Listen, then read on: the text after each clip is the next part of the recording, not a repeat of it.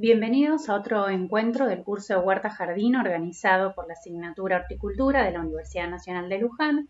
Mi nombre es Analía Puerta y en esta clase vamos a compartir algunas pautas básicas para poder mantener la sanidad de nuestra huerta jardín y poder disfrutar de los vegetales que vamos a cultivar. Hablamos de sanidad en la huerta, es decir, cuando hablamos de cómo evitar que las plagas y las enfermedades afecten nuestros cultivos, es necesario que podamos comprender cómo funcionan los sistemas naturales, cómo funcionan los ecosistemas y cómo podemos hacer para que los mismos mantengan sus equilibrios naturales y entonces evitemos el uso de productos que pueden ser perjudiciales para los humanos y para el medio ambiente. Cuando tenemos un ecosistema natural, tenemos que saber que está formado por diferentes componentes bióticos, componentes abióticos, y que todos estos componentes van interactuando a lo largo del tiempo hasta lograr un equilibrio ecológico. ¿Qué significa?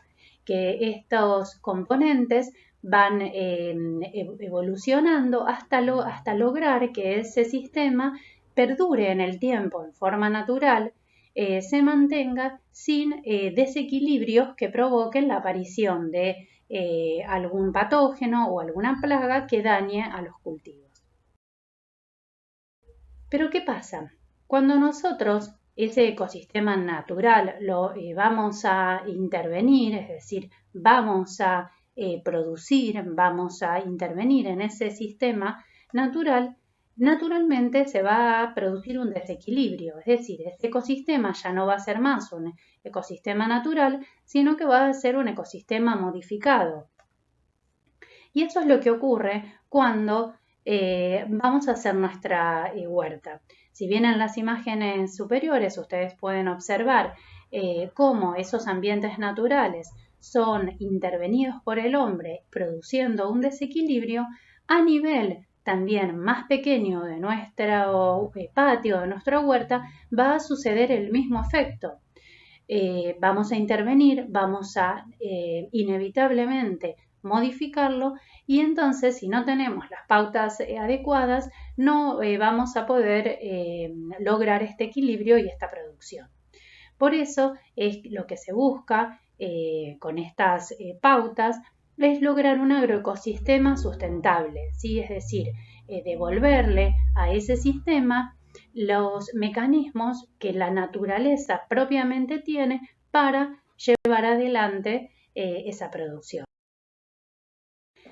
Todos sabemos que la producción de alimentos tradicionalmente se puede hacer básicamente de dos formas, la producción tradicional y la producción ecológica con sus distintas escuelas, como la orgánica, la biodinámica, la permacultura, que no vamos a entrar en detalle en esta presentación, pero sepan que existen, pero básicamente entre las producciones convencionales y las producciones ecológicas, y en este encuentro, que es lo que vamos a abordar, la parte sanitaria, se basa en que las producciones convencionales se utilizan para el control de las plagas y las enfermedades productos químicos, ¿sí? Se usa un control químico. En cambio, en las producciones ecológicas o en las agroecológicas, lo que se intenta es que la sanidad de esa huerta, en este caso, se logre gracias a prevención y no control. En el jardín vamos a evitar el uso de agroquímicos, pero esto no significa que estos productos sean malos o que tengan desventajas, sino que hay que saber usarlos, hay que saber elegir aquellos que no dañan la salud ni el medio ambiente. En el caso que sea inevitablemente usarlos, ¿sí? Como para que sepamos los agroquímicos, cuando hablamos de agroquímicos nos referimos a los que se utilizan para combatir insectos, hongos, hierbas o fertilizantes. Esto hay que tener mucho cuidado, es que en los marbetes ustedes pueden observar en las etiquetas que dice el tiempo de carencia, que es decir, es el tiempo que hay que esperar desde que el producto es aplicado hasta que se puede consumir. También van a encontrar el modo de acción, es decir, si tienen una acción sobre la plaga en forma de contacto superficial o si son sistémicos, es decir, que ese producto va a ser traslocado por adentro del vegetal y cuando la plaga coma ese vegetal, allí va a producir su efecto. ¿Por qué se habla de que muchos agroquímicos son muy perjudiciales para la salud o para el ambiente? Sobre todo porque la mayoría son liposolubles, es decir, que se van a disolver en grasas, ¿sí? Y justamente los que tenemos grasas en nuestro cuerpo somos los humanos. Entonces, muchas veces esos residuos de agroquímicos permanecen en nuestro cuerpo y también en el ambiente. Es por eso que, sobre todo en la huerta jardín, vamos a recurrir al manejo orgánico sanitario. Y esto lo vamos a hacer a través de medidas preventivas y de medidas curativas en caso de que sea necesario. ¿A qué nos referimos con medidas preventivas? Todas aquellas medidas que van a tender a que la planta sea más resistente y los patógenos se encuentren en una condición desfavorable, entonces no incrementen sus poblaciones. Seguidamente vamos a ver cómo podemos hacer para llevar a la práctica esto. Y las medidas curativas son aquellas que se tienen que utilizar cuando los mecanismos naturales de ese ecosistema no surgieron efecto y hay que controlar utilizando algún producto permitido en la agricultura orgánica. Cuando hablamos de control biológico, control ecológico, ¿a qué nos referimos? A fomentar el uso de organismos vivos o sus productos para controlar a las plagas, ¿sí? En la naturaleza se da que hay organismos que se consumen a otros, ¿sí? Estos organismos que se alimentan de otros organismos, cuando se alimentan de un organismo patógeno, es decir, un organismo que hace daño en nuestra huerta, por eso se los llama organismos benéficos. Entonces, ustedes van a empezar a ver que cuando aplican todas las medidas ecológicas en su huerta, empiezan a aparecer enemigos naturales. Como los que vemos en las imágenes. Por ejemplo, esta vaquita alimentándose de un pulgón o alimentándose de huevos de pulgones o de cochinillas. Y es por eso que en la agricultura ecológica, en la agricultura orgánica y en toda aquella agricultura que se quiera evitar el uso de agroquímicos, lo que tenemos que tener en cuenta es que estos procesos naturales se van a dar cuando se pueda fomentar la resistencia de las plantas y cuando se pueda fomentar al máximo la biodiversidad en ese ecosistema. ¿A qué nos referimos con fomentar? Hay una teoría muy interesante que es la de trofobiosis que dice que una planta o un órgano de esa planta solo va a ser atacado si su estado bioquímico, es decir, si lo que contiene dentro de su cuerpo, digamos, es lo que está necesitando ese patógeno. Solo en ese caso es que se va a producir ese ataque. Entonces, si ese organismo está fuerte, no tiene dentro de su savia los componentes que ese patógeno necesita, no va a ser atacado por él mismo. Es por eso es que la resistencia se da cuando hay un balance en el metabolismo de esa planta entre lo que es la proteosíntesis y la proteólisis. Y va a ser atacada. El otro concepto que tenemos que tener en cuenta es la biodiversidad, ¿sí? ¿Qué significa? Que en ese entorno, en esa huerta, tenemos que fomentar al máximo la diversidad de especies, es decir, que haya muchas especies diferentes, tanto de vegetales como de insectos, y de esa forma vamos a poder lograr ese equilibrio entre las poblaciones de organismos benéficos y las de organismos perjudiciales. Los organismos perjudiciales son las plagas. Pero si nosotros logramos ese equilibrio, lo que vamos a hacer es que esos insectos que son benéficos sean las poblaciones tan grandes y tan poderosas como las de los perjudiciales. Entonces las puedan controlar y se produzca ese equilibrio natural que hablábamos al comienzo.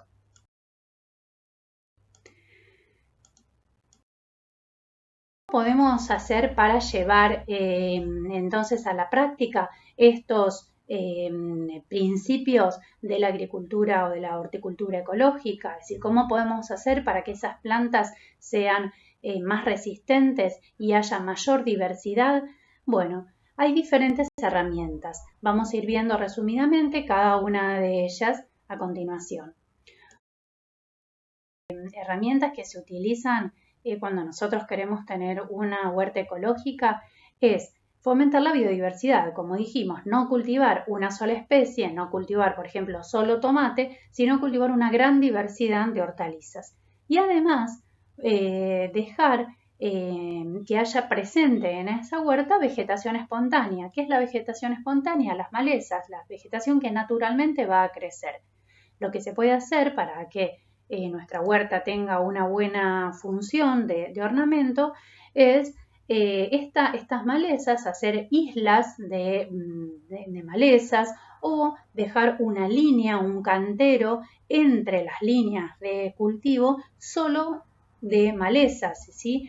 Solo de vegetación espontánea. ¿Por qué? Porque muchas veces esto que nosotros llamamos habitualmente malezas y que tiene una connotación negativa en la agricultura tradicional, en la agricultura ecológica se descubrió que no es así, que muchas de estas vegetación espontánea o estas malezas son refugios para los enemigos naturales. Ahí justamente en esas malezas es que se van a esconder y se van a proteger los enemigos naturales que van a ser después los que van a controlar las plagas.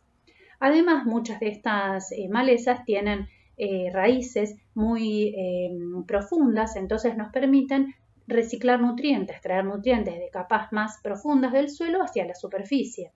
También van a ser de protección del suelo, van a evitar que el suelo esté desnudo. Y también son indicadoras de la salud. Otra de las prácticas que es muy importante también utilizar para mantener estas plantas sanas y fuertes es utilizar abonos orgánicos. En uno de los encuentros de este curso hay una clase en donde se va a describir cada uno de estos y su importancia. Y yo acá quisiera destacar esta importancia para la contribución que tienen a mantener la sanidad de la planta. Nuevamente, los vegetales al estar bien nutridos, al estar fuertes, se van a enfermar menos, van a ser menos atacados por los patógenos. Otra de las herramientas muy importantes que tenemos que tener en cuenta en nuestra huerta es la asociación de cultivos. Como dijimos anteriormente, que haya varias especies en el mismo cantero, si podemos, intercaladas entre sí. Esa es la situación ideal. Cuando nosotros, por ejemplo, tenemos en el mismo cantero diferentes vegetales, porque como pueden observar en la imagen, los diferentes vegetales tienen, por ejemplo, diferentes largos de raíz. Entonces aumenta el aprovechamiento de los nutrientes del suelo. En las huertas de mayor tamaño, esto se dificulta poner una planta diferente al lado de otra, entonces a lo que se recurre es a tener líneas, canteros enteros de una especie y al lado que haya una planta de una que sea diferente, de una familia. Y esto, anteriormente mencionado, tiene que ver y está relacionado también con la rotación de los cultivos. ¿Qué significa rotar cultivos? Ya dijimos que los cultivos en ese mismo año tenían que ser diferentes. Vamos a suponer que estamos en el primer año de cultivo de nuestra huerta. No vamos a cultivar solo tomate, solo zanahoria, solo pimiento, sino que vamos a tener que tratar de tener una gran variedad de vegetales. Pero ¿qué pasa? En ese mismo cantero, al año siguiente, no vamos a poder poner la misma especie vegetal. Tenemos que poner una de una familia diferente, ¿sí? ¿Por qué? Porque las plagas generalmente atacan por familia, les gustan las mismas familias. Entonces, si en el mismo cantero ponemos todos los años la misma familia de especies, las plagas van a ir creciendo, van a ir incrementándose y la planta que nosotros queremos consumir va a ser más susceptible a ser afectada. Otra de las herramientas que tenemos que tener en cuenta es las coberturas de suelo.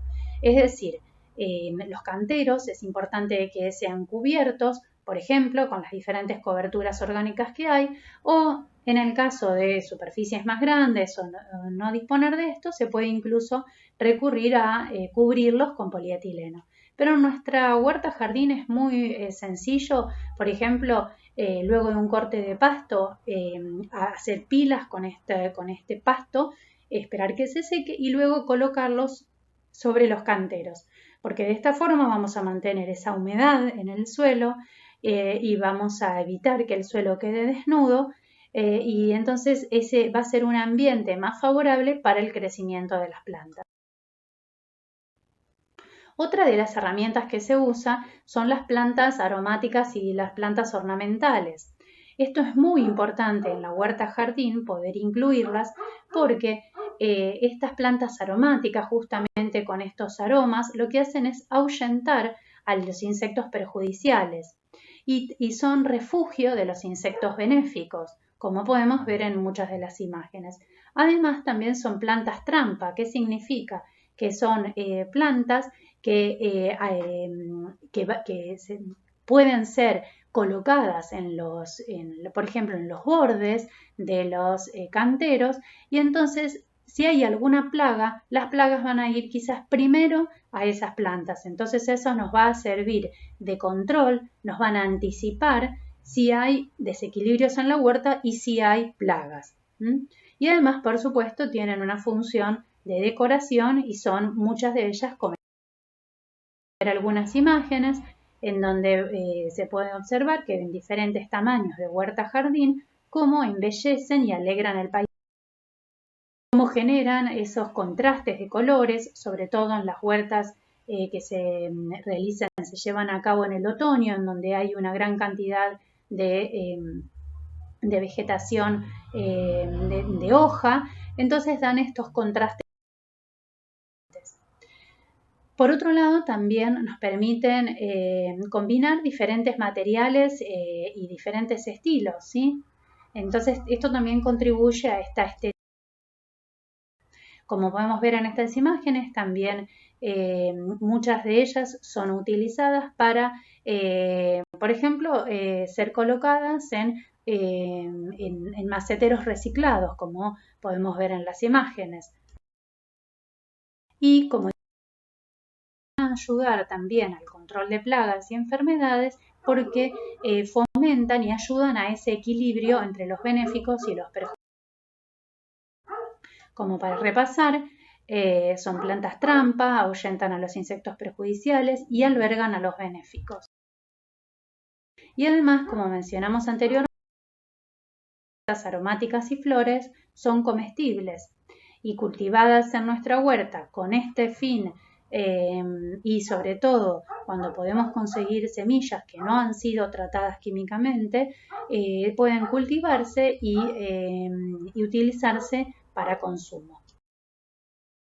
Como vemos en las imágenes, luego se preparan y se utilizan o para decorar o para ser. Cuando también consideramos otra herramienta y quizás la más común cuando hablamos de sanidad, para mencionar que son los preparados, ¿sí? Los preparados caseros o preparados comerciales que básicamente se usan en la huerta con una función preventiva o curativa cuando el sistema se desbordó, se desequilibró y aparecieron plagas en poblaciones grandes. ¿A qué nos referimos con estos preparados? Tenemos preparados vegetales, preparados minerales, preparados animales y preparados comerciales. Los vegetales son los más comunes, que habrán escuchado hablar de utilizar el alcohol de ajo, tanto en forma preventiva como curativa. el fermentado de los frutos de paraíso, el purín de ortigas, infusión de menta, infusión de cáscara de cebolla. Todos estos preparados es recomendable utilizarlos en forma alternada, es decir, quizás una semana aplicar uno, la semana siguiente otra. Tener en cuenta la disponibilidad de estos productos según la época del año y según la región geográfica donde uno se encuentre. Y es importante saber para qué se puede aplicar cada uno y ir, como decía anteriormente, alternándolos. Entonces, una semana, por ejemplo, uno aplica un preparado de alcohol de ajo, la siguiente semana un purín de ortiga, y así, de esa forma, vamos ahuyentando a los patógenos, y en muchos casos estos preparados también tienen funciones de nutrición, como por ejemplo el purín de ortiga. Hay también otros preparados minerales que estos también tienen efectos de control, efectos curativos. Hay preparados animales, que es con macerados de insectos que fueron atacados previamente por patógenos, y preparados comerciales que hoy en día ya se encuentran disponibles, como el Bacillus thuringiensis, el Nosema y otros productos que también se pueden conseguir. Aquí tienen algunas recetas de cada uno de estos preparados, y en el manual de Huerta Jardín que preparamos para este curso también tienen estas mismas recetas, y hay muchas otras que se pueden aplicar. También hay algunas otras recetas de preparados de origen mineral, como mencionamos anteriormente. Lo que es importante, llegando acá al final de este encuentro, es que veamos que los preparados vegetales, los preparados minerales, fíjense que son una herramienta más dentro de todas las que tenemos para mantener esta huerta jardín saludable y productiva. Y justamente esa sanidad de esa huerta se va a lograr por la acción conjunta de todas estas herramientas, ¿sí? Esto lo tenemos que tener muy en cuenta, porque cuando uno ve una huerta muy atractiva, una huerta muy productiva, lo primero que se pregunta es ¿cómo se logra eso? Y bueno, justamente se logra aplicando todas estas herramientas en forma conjunta. Llegamos al fin de este encuentro. Esperamos que les sea de utilidad, y cualquier consulta, cualquier comentario que nos quieran hacer, nos pueden escribir al correo electrónico de la asignatura. Muchas gracias.